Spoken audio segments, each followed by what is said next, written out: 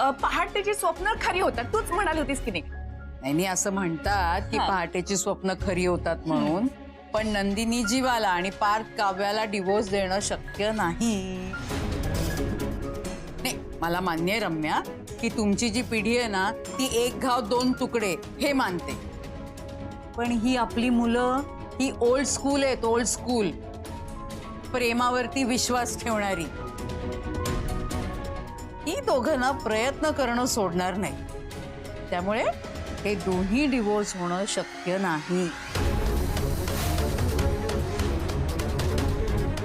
तुम्ही तोंडावर पाणी मारा आणि या स्वप्नातनं बाहेर या. हा चला. तू म्हणतेस तेही बरोबरच, पण आई मी मात्र ठरवलंय की हे स्वप्न जरी खरं झालं नाही ना तरी ते खरं होण्यासाठी जे काही प्रयत्न करावे लागतील ना ते 100% मी करणार आहे.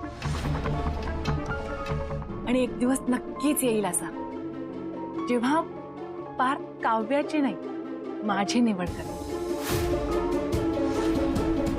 आणि हे जेव्हा होईल ना तेव्हा त्या नंदिनीचा चेहरा बघण्यासारखा असेल.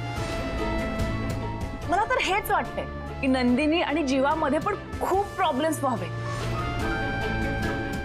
त्या जीवाने असं काहीतरी करायला हवं जेणेकरून त्या नंदिनीला शॉक बसेल. मस्त जीवा देशमुख स्टाईल ऑमलेट केलं.